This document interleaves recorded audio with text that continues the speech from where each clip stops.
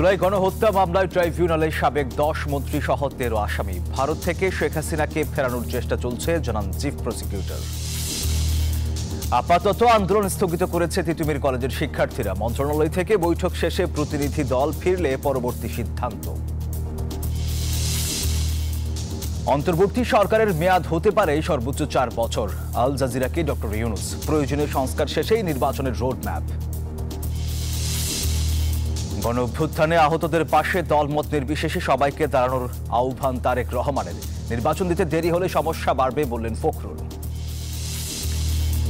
চট্টগ্রামে পাকিস্তানি জাহাজ পরিদর্শনে যাবেন স্বরাষ্ট্র উপদেষ্টা। ভারতীয় গণমাধ্যমের অপপ্রচারের বিরুদ্ধে রুখে দাঁড়ানোর আহ্বান। এবং আইপিএলের নিলামে নাম দেখে উচ্ছ্বসিত pacer Tanzim Sakib. Global super লিগে খেলবেন রংপুর রাইডার্সের বিপক্ষে।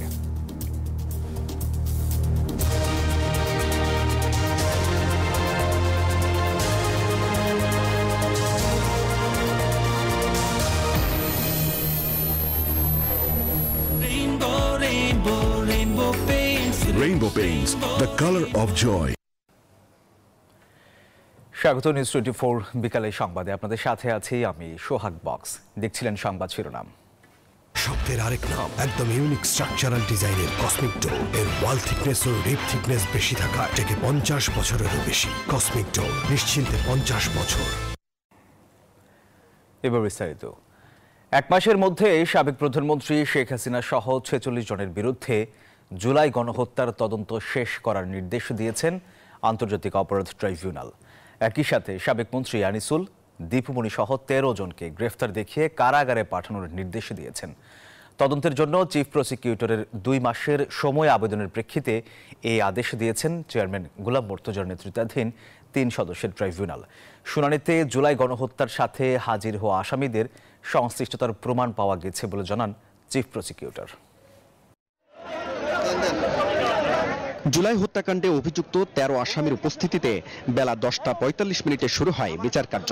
এর আগে একে একে প্রিজন ভ্যান থেকে নামানো হয় সাবেক আইনমন্ত্রী আনিসুল হক, ফারুক খান, ডাক্তার দীপুমণি, রাশেদ খান মেনন, হাসানুল হক ইনু, শাহজাহান খান, জুনায়েদ আহমেদ পলক, সালমান এফ রহমান, ডক্টর তৌফিকি ইলাহি চৌধুরী, কামাল আহমেদ মজুমদার, গোলাম দস্তগীর গাজী, অবসরপ্রাপ্ত বিচারপতি শামসুদ্দিন চৌধুরী মানিক ও সাবেক স্বরাষ্ট্র সচিব জাহাঙ্গীর আলমকে।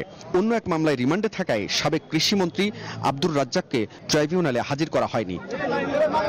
শুনানির শুরুতে আসামি পক্ষের আইনজীবী এহসানুল হক সমাজের বিষয়ে আপত্তি জানানো হয় রাষ্ট্রপক্ষ থেকে, কারণ তাকে বিচার সংশ্লিষ্ট সরকারি গুরুত্বপূর্ণ পদে বসানোর সিদ্ধান্ত নিয়েছে সরকার।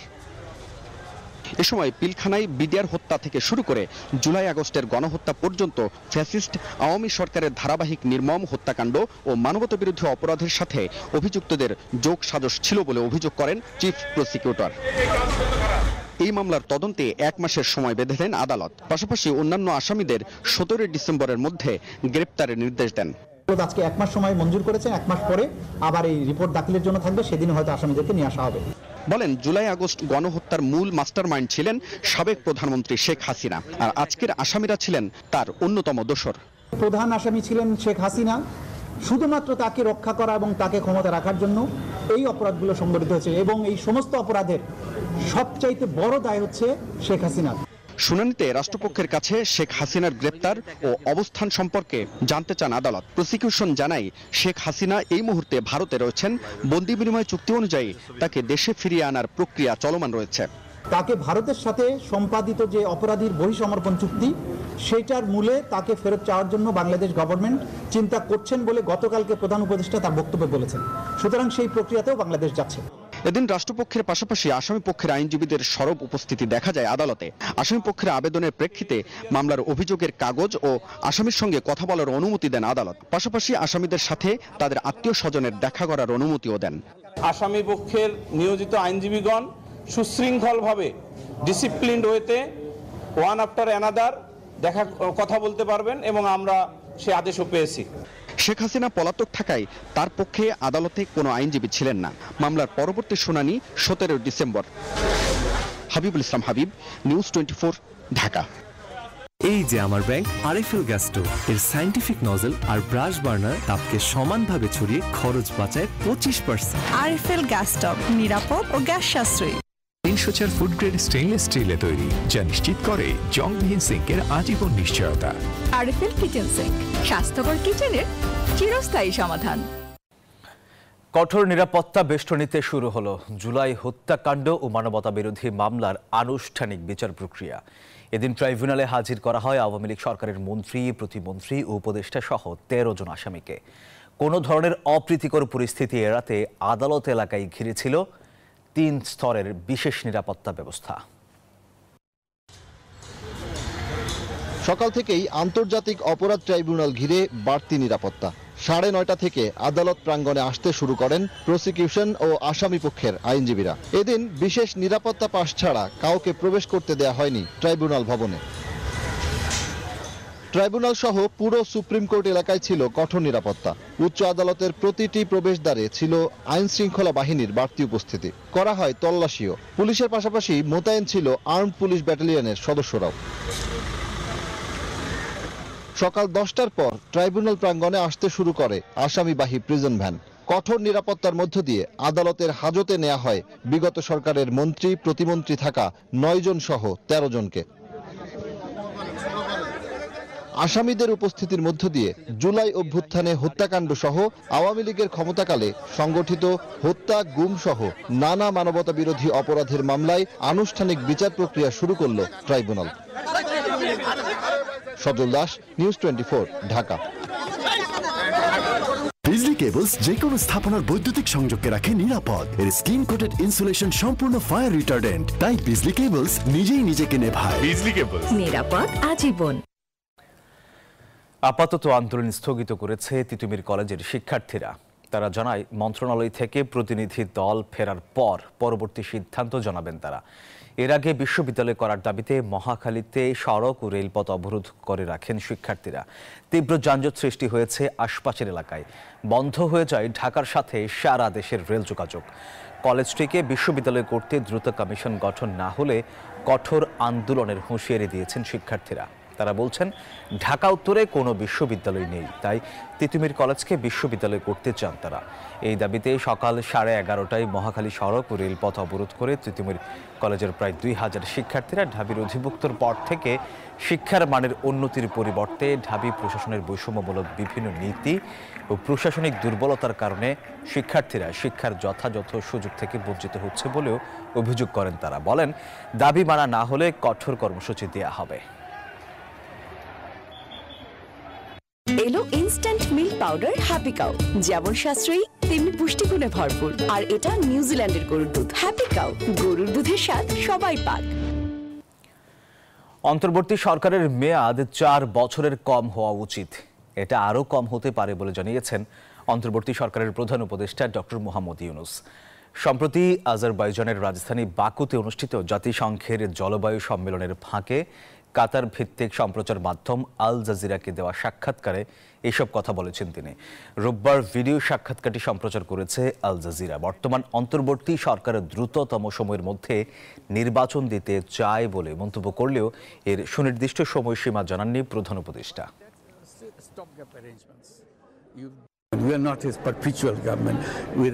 আমরা অন্তর্বর্তী সরকার, স্থায়ী সরকার নই। নিয়মিত সরকার 5 বছরের হয়।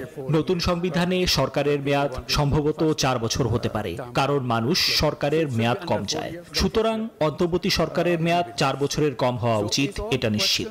এটা পুরোটা নির্ভর করছে মানুষ কি চায়, রাজনৈতিক দলগুলো কি চায় তার উপর।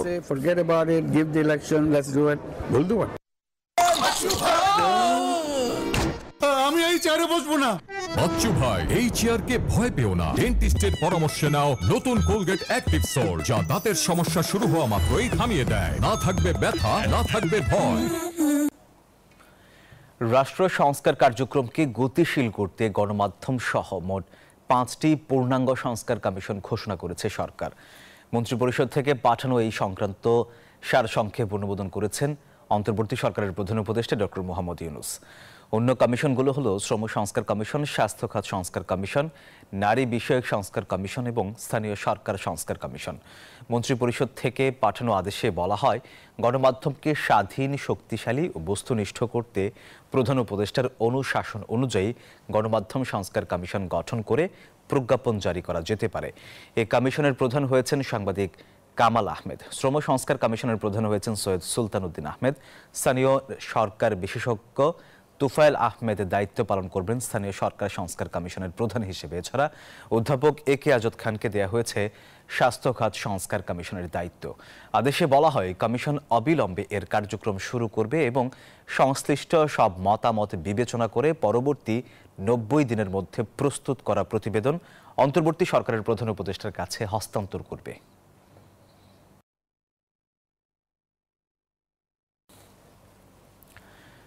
দর্শক, গণ অভ্যুত্থানে নিহতদের পরিবার ও আহতদের পাশে দল মত নির্বিশেষে সকলের দাঁড়ানো উচিত বলে মন্তব্য করেছেন বিএনপির ভারপ্রাপ্ত চেয়ারম্যান তারেক রহমান। আমরা বিএনপি পরিবারের পক্ষ থেকে হুইল চেয়ার বিতরণ অনুষ্ঠানে এই কথা বলেন তিনি।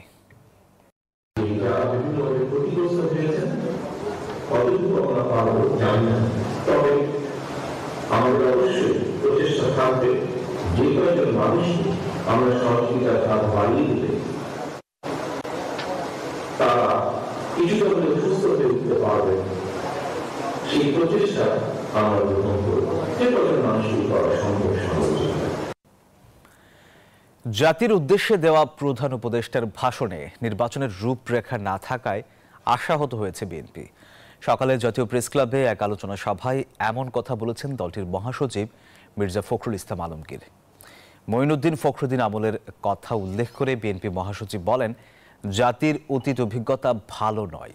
যৌক্তিক সময়ের চেয়ে সরকার বেশি থাকলে ভুল ধারণা তৈরি হবে। প্রয়োজনে সংস্কার শেষেই নির্বাচনের আয়োজনের আহ্বান জানান তিনি।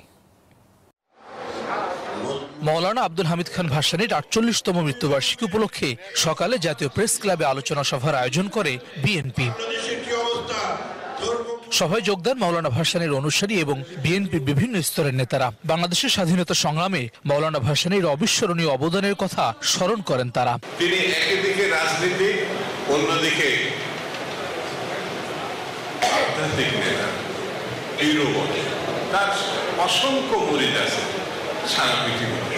অনুষ্ঠানে প্রধান অতিথির বক্তব্যে বিএনপি মহাসচিব মির্জা ফখরুল ইসলাম আলমগীর বলেন, ছাত্ররা ছিলেন আন্দোলনের মূল স্ট্রাইকার, তাদের সাথে দূরত্ব তৈরি করা যাবে না। আমরা 15 বছর ধরে লড়াই করেছি, সংগ্রাম করেছি, জান দিয়েছি, প্রাণ দিয়েছি, মামলা গিয়ে জেলে গেছি।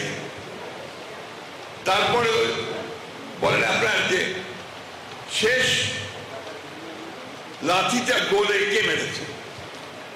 ছাত্ররা মেরেছে। যে স্ট্রাইকার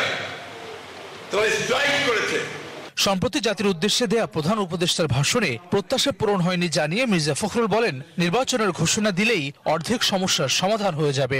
আমি আশা করেছিলাম যে প্রধান উপদেষ্টা মহোদয় তার সমস্ত প্রজ্ঞা দিয়ে সমস্যাটা চিহ্নিত করে তিনি নির্বাচনের একটা রূপরেখা দেবেন। আমি কেন বারবার নির্বাচনের কথা বলছি? কারণ নির্বাচন দিলে আমার অর্ধেক সমস্যার সমাধান হয়ে যায়। বিএনপি ক্ষমতায় যাক না যাক, দ্যাট ইজ ইম্যাটেরিয়াল। এ সময় সংস্কার কার্যক্রমে প্রশাসনে থাকা স্বৈরাচারের দোসররা বাধাগ্রস্ত করার অপচেষ্টা চালাবে উল্লেখ করে সবাইকে ঐক্যবদ্ধ থাকার আহ্বান জানান বিএনপি মহাসচিব। হাসান ওয়ালি, নিউজ 24, ঢাকা। আওয়ামী লীগের সাবেক মন্ত্রীদের ট্রাইব্যুনালে হাজির করাকে কেন্দ্র করে কোনো নিরাপত্তার ঝুঁকি নেই, এমনটি জানিয়েছেন স্বরাষ্ট্র উপদেষ্টা লেফটেন্যান্ট জেনারেল জাহাঙ্গীর আলম চৌধুরী। তিনি আরও বলেন, 16 ডিসেম্বর বিজয় দিবস যথাযথভাবে উদযাপন করতে সরকার প্রস্তুত।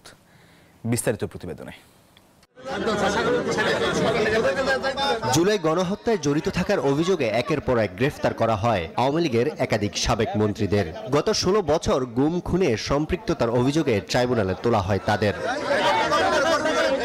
সোমবার সচিবালয়ে বিজয় দিবস উদযাপন নিয়ে স্বরাষ্ট্র মন্ত্রণালয়ের বৈঠক শেষে স্বরাষ্ট্র উপদেষ্টা জানান, ট্রাইব্যুনালে কোনো নিরাপত্তার ঝুঁকি নেই।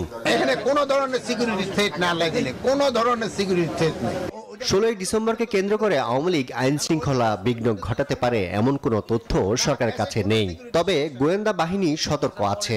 16 ডিসেম্বর আমাদের মহান বিজয় দিবস, এই বিজয় দিবস যেন ভালোভাবে করা যায়, এখানে যেন কোনো ধরনের কোনো দুর্ঘটনা না ঘটে, এই জন্য আজকে আলোচনা হয়েছে এবং বিভিন্ন মন্ত্রণালয়ের ভিতরে একটা কোঅর্ডিনেশন, এটার ব্যাপারেও আলোচনা হয়েছে। চট্টগ্রাম বন্দরে পাকিস্তানের জাহাজের সরাসরি পণ্য পরিবহন নিয়ে ভারতীয় মিডিয়া অপপ্রচার চালাচ্ছে। বাংলাদেশি মিডিয়াকে সত্য তুলে ধরার আহ্বান জানান স্বরাষ্ট্র উপদেষ্টা। আরিফুল ইসলাম, নিউজ 24, ঢাকা।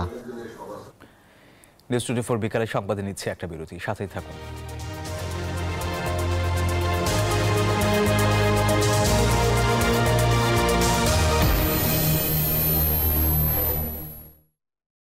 নুডলস খান নাই? তাহলে তো নুডলসই খান নাই। নুডলস খান নাই তো নুডলসই খান নাই।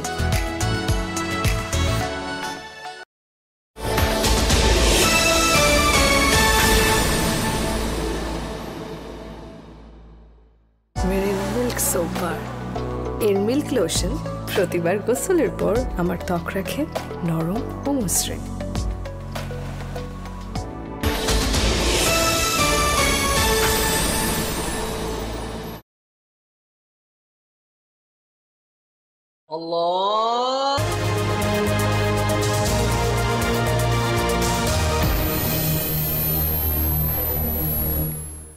আবার স্বাগত নিউজ 24 বিকালের সংবাদে। দর্শক, দেশে প্রথমবারের মতো পত্রিকার সাথে প্রোডাক্ট স্যাম্পলিং করছে কালের কণ্ঠ এবং প্যারাশুট। আজ সকালে দৈনিক কালের কণ্ঠ পত্রিকা হাতে খুলে চমকে ওঠেন পাঠকরা। প্যারাশুট এবং কালের কণ্ঠের ব্যতিক্রমে এই প্রচারণে উচ্ছ্বসিত তার পাঠকরা। আসাদুজ্জামান কাননের ক্যামেরায় বিস্তারিত জানাচ্ছেন প্রমা চৌধুরী।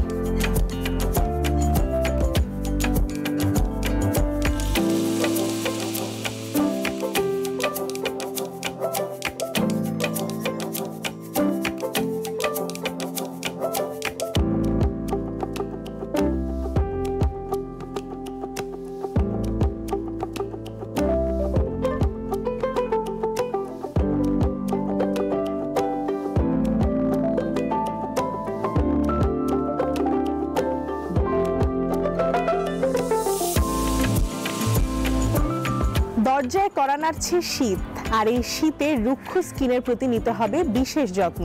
তাই তো ত্বক কোমল রাখতে কালের কণ্ঠ পত্রিকা ঘরে ঘরে পৌঁছে দিচ্ছে parachute skin pure body lotion. এখন থেকে স্কিন থাকবে কোমল যখন তখন। 100% ন্যাচারাল ময়শ্চারাইজার সমৃদ্ধ এই বডি লোশন আপনার ত্বককে সবসময় রাখবে কোমল ও উজ্জ্বল। শুরুতেই পাঠকরা হাতে পায় কালের কণ্ঠ পত্রিকা এবং তার সাথে special supplement A to Z। পত্রিকার এই সাপ্লিমেন্টের সাথে প্যারাশুট স্কিন পিওর বডি লোশনের ছোট্ট দুটি স্পেশাল স্যাশে পাচ্ছেন পাঠকরা। এমন ভিন্নধর্মী প্রচারণায় পত্রিকা কিনতে আরো বেশি আগ্রহী হচ্ছেন মানুষ। কালকণ্ঠ বিক্রি হচ্ছে আজকে আগের থেকে অনেক বেশি বিক্রি হচ্ছে। আজকে একটা লোশন দেওয়ার কারণে, গিফট করার কারণে পাঠকরা অনেক টানতেছে, আজকে বিক্রি করছে আজকে বেশি। Parachute skin pure natural moisturiser body লোশনে আছে প্রাকৃতিক উপাদান অলিভ ও কোকোনাট মিল্কের গুণাগুণ, যা ত্বককে করে কোমল ও উজ্জ্বল। আজকে কালের কণ্ঠ খুলেই একটা সারপ্রাইজ পেলাম, একটা সাপ্লিমেন্ট A to Z, সাথে আরো মজার সারপ্রাইজ হচ্ছে parachute skin pure body lotion. এই বডি লোশনে আছে অলিভ এবং কোকোনাট মিল্ক, যা আমাদের শুষ্ক রুক্ষ ত্বকের জন্য খুবই উপকারী। আর আমরা যারা ওয়ার্কিং, আমি মনে করছি তাদের জন্য ত্বকের যত্নটা আরেকটু বেশি জরুরি। সো এই শীতে এই স্কিন পিওর বডি লোশন আমাদের ত্বককে কোমল রাখতে সাহায্য করবে। শীতের মৌসুমের শুরুতে কালের কণ্ঠ পত্রিকার সাথে বডি লোশনের এই ছোট্ট স্যাশেগুলো পেয়ে খুশি হচ্ছেন পাঠকরা। আজকে আমি কালের কণ্ঠের A to Z এর সাথে একটি parachute skin pure body lotion পেয়ে খুবই খুশি হয়েছি। এটি খুবই ভালো একটি উদ্যোগ। আমি প্রতিদিন কালের কণ্ঠ পত্রিকা পড়ে থাকি এবং কিনে থাকি, তবে আজকে কিনতে এসে দেখলাম যে তার সাথে একটি বডি লোশন একদম ফ্রি দেওয়া আছে, যেটা আমার কাছে খুব ভালো লেগেছে। শীতের রুক্ষতা দূর করার পাশাপাশি ব্যস্ত জীবনে ত্বকের খেয়াল রাখবে Parachute skin pure body lotion. প্যারাশুটের এই বডি লোশনটি আমাদের ত্বকের জন্য অনেক কাজে দিবে। এটি ত্বককে মসৃণ রাখতে সাহায্য করে এবং এর নিয়মিত ব্যবহারে পাওয়া যাবে দ্বিগুণ ফলাফল। শীতের আমেজে স্কিন পিওরের সাথে ভালো থাকুক আপনার ত্বক।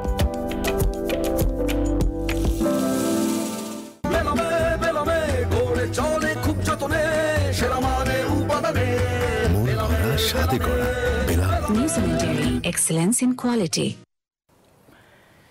কিছু ক্ষেত্রে চ্যালেঞ্জ থাকলেও বর্তমান সরকারের বেশিরভাগ কাজই ইতিবাচক বলে মন্তব্য করেছেন টিআইবি নির্বাহী পরিচালক ডক্টর ইফতেখারুজ্জামান। কর্তৃত্ববাদী সরকার পতনের পর বর্তমান সরকারের ১০০ দিনের কাজের মূল্যায়ন নিয়ে সংবাদ সম্মেলনে তিনি এই কথা বলেন। জানান, গণভবনকে জাদুঘরে রূপান্তর এবং ডিজিটাল নিরাপত্তা আইন বাতিল বর্তমান সরকারের অন্যতম সফলতা বলেও মন্তব্য করেন তিনি আরও জানান, ভারত এখনও বাংলাদেশকে কর্তৃত্ববাদী দৃষ্টিকোণ থেকে বিবেচনা করে, যা রাজনৈতিক এবং কূটনৈতিকভাবে ভারতের ইতিহাসে সবচেয়ে বড় পরাজয়।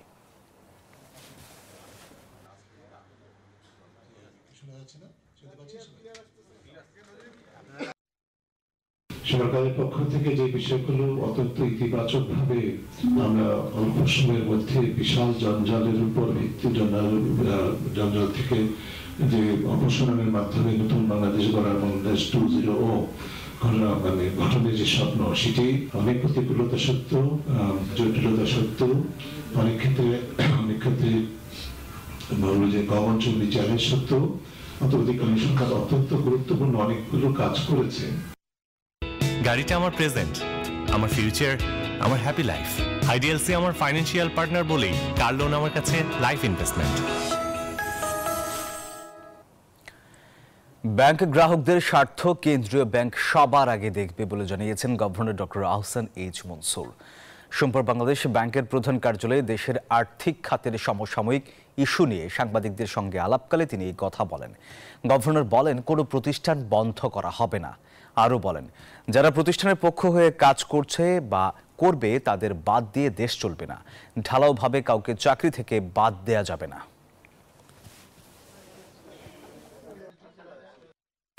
আমি জাস্ট বিকজ ওই সময় হায়ার হয়েছে সেই জন্য একটা ব্যক্তি খারাপ হয়ে গেল, নট নেসেসারিলি। তাকে আমরা জাজ করতে হবে তার কোয়ালিফিকেশন আছে কিনা, তার কাজের প্রতি তার এটা কি, তার চারিত্রিক বৈশিষ্ট্যগুলো ঠিক আছে কিনা। যদি সব ঠিক থাকে, ইটস ফাইন।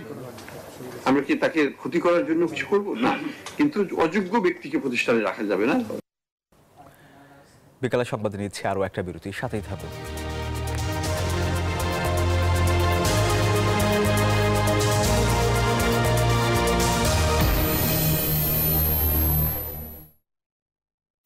নুডলস খান নাই? তাহলে তো নুডলসই খান নাই। নুডলস খান নাই তো নুডলসই খান নাই।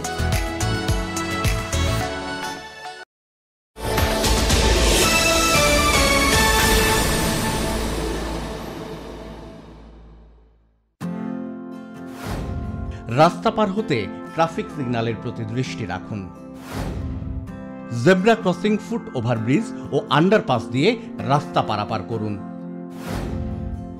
পথচারীরা ফুটপাথ দিয়ে চলাচল করুন। মোবাইল ফোনে কথা বলতে বলতে রাস্তা পার হবেন না।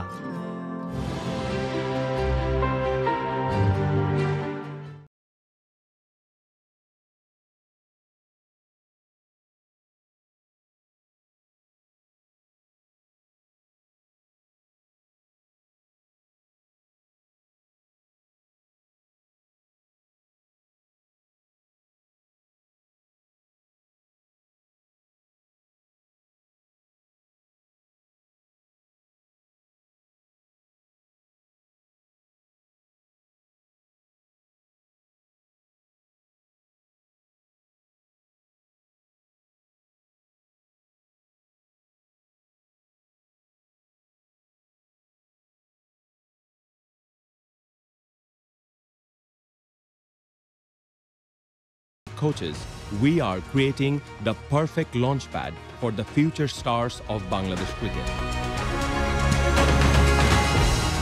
This isn't just a cricket academy, it's where dreams take flight.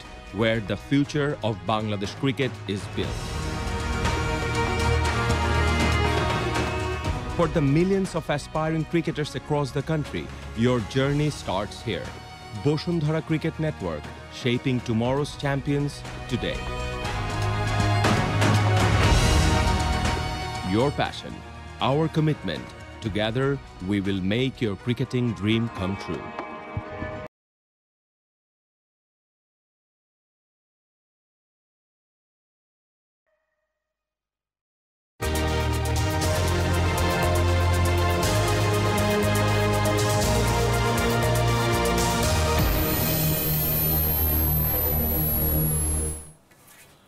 আবার স্বাগত বিকালের সংবাদে। এবার আন্তর্জাতিক প্রসঙ্গ।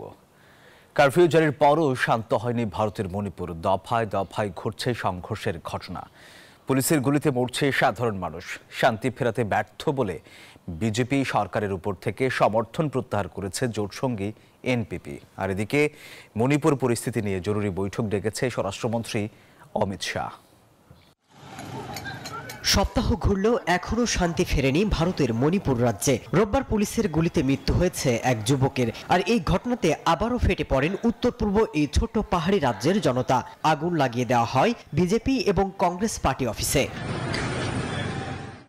এমন অবস্থায় সরকারকে দুষছেন মেঘালয়ের মুখ্যমন্ত্রী। শান্তি রক্ষায় ব্যর্থ বলে বিজেপি সরকারের উপর সমর্থন প্রত্যাহার করার সিদ্ধান্ত নিয়েছেন তিনি। এখন পর্যন্ত সহিংসতার ঘটনায় 25 জনকে গ্রেপ্তার করেছে মণিপুর পুলিশ।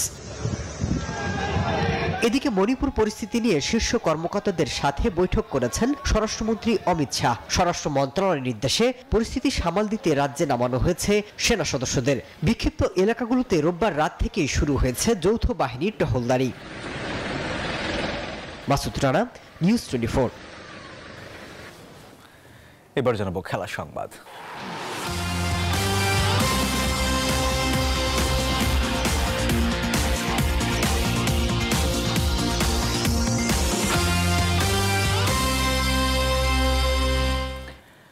পেসার তানজিম সাকিবের অ্যাগ্রেশন প্রতিপক্ষ ব্যাটারদের বুকে কাঁপন ধরায়।